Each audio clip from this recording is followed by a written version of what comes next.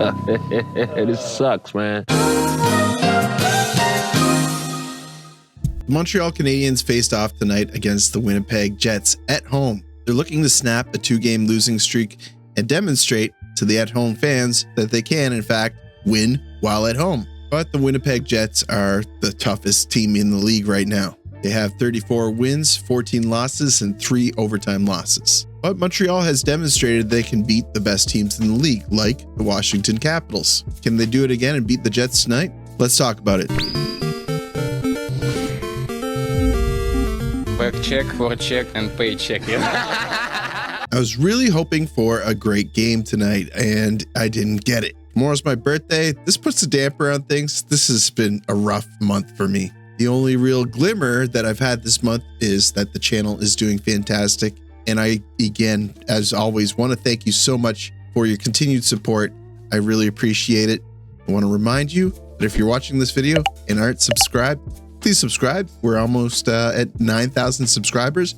We'll probably actually limp over the line tonight, although I don't suspect that this video will be very popular because Montreal didn't do well tonight.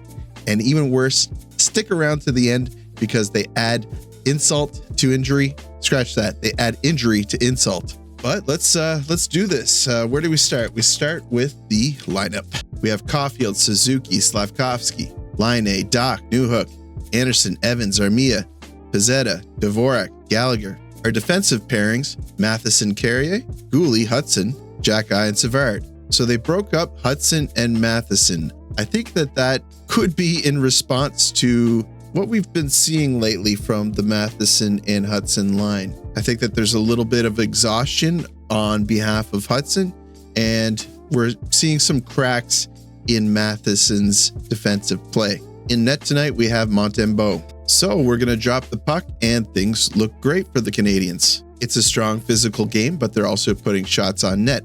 Savard puts Barron into the bench. That's Morgan Barron, Justin Barron's brother. Sometimes we have a Barron Bowl, but of course we've traded Justin Barron for Alex Carrier, and we're not looking back on that one. Then we see Gallagher going coast to coast, but coming up dry. Maybe the bright spot tonight is Pezzetta. He was battling hard on a couple of plays, and he made a few things happen. His time on the ice reflected that as well. He had 5 minutes, better than 3. Now we're over 3 minutes in the game, and Montembeault gets tested for like his first time. But then not long after that, he almost gets caught with his pants down, but manages to get a stick on it. After receiving all the criticism, you really want to see Matheson playing well tonight. Well, he falls down awkwardly and loses the puck, but back checks really hard and makes a brilliant play to swipe away a seam pass. Great recovery here for Matheson. We see Josh Anderson get a really good chance, but can't put it in the back of the net. And finally, after putting on a lot of pressure, Montreal finally gets rewarded. Field space, wrist shot in and out of the glove. Caulfield follow-up, he swung at it and missed. Suzuki, Slafkovsky, one-time drive, score! It's going to be Slafkovsky, of course, from Suzuki and Caulfield. That's going to be Slav's, 8? Yeah, it's his 8th of the season. He has 21 assists and 29 points altogether. Not what we were hoping for Slav, but he's hanging in there. As usual, the celebration is short because Kyle Connor is going to tie it up. This was really disappointing. It was just kind of a real sleepy play by Montreal. There's no urgency, and that's going to be how the first ends. It's going to be 14-6 in terms of shots for Montreal. Montreal is looking good after this first period. The second period starts, and right away, you notice that the Jets have woken up. Let's see if Montreal can respond with the same energy. They don't, but we do see a couple of opportunities from the Habs in the second. Jake Evans gets in front for a feed from Patty, but can't quite get enough space to put a good stick on it. David Savard takes a 2-minute slashing penalty on Cole Perfetti, and Montreal goes back to the penalty kill. This is the second time of the game. They have 3 penalties this game. Winnipeg has a perfect game not having any penalties. I'll spoil that one for you. David Savard takes the second penalty of the game for Montreal when he slashes Cole Perfetti. Another solid penalty kill from the Habs, but Monty has to come up big. Winnipeg certainly racks up a lot of shots on this penalty, and so far Montreal has only gotten 1 shot this period. Winnipeg continues to put on pressure, and finally they strike again. Like one of 2 active goalies to win the Vezina twice. Bobrovsky also doing so. Pass in front, Scheifele, score! Yeah, unfortunately, that is Scheifele. Matheson is watching Vilardi. He gets juked, and he puts it in front. Carrier is not watching Scheifele, and Scheifele puts it in. We check in again with Michael Pezzetta, who gets a huge chance and is working really hard in the offensive zone. I think during this little flurry, they get their third shot of the period, so that's something. Another bright spot of the game, Guhle catches Scheifele up high. Don't feel too bad about that one. They get away with a penalty there. That's certainly an interference. But then Kyle Connor strikes again. Period. He'll drift it in. In comes Gustafsson. Guhle.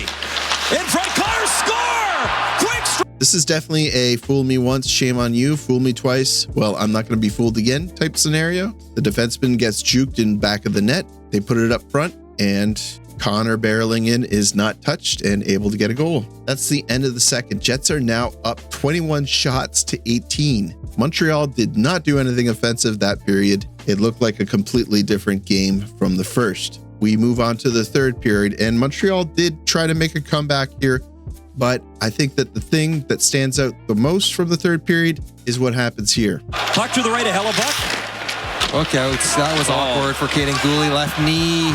No. Guhle immediately grabbed his knee and left the ice. It did not look good. They showed an alternate shot in slow motion, and it does look like he goes down awkwardly. I'm kind of optimistic. It doesn't look too bad. It looks like he's going down really quickly for like a crisscross applesauce. But then Slafkovsky gets information from the medical team. He relays that to Martin St. Louis, and the body language that Martin St. Louis gives off really worries me. After the game, the official Montreal channels relayed the news that defenseman Caden Guhle sustained a lower body injury and will need further evaluation. Here we go again. What else happened in the third? Hudson rings one off the inside of the post. He almost got his second on Hellebuyck. Josh Anderson gets fed by Hudson, who makes an incredible stretch pass, but isn't able to seal the deal. They really needed this one for any sort of momentum in the third, and he couldn't do it. Then Kirby Dach, trying to really put some drive and momentum into the game,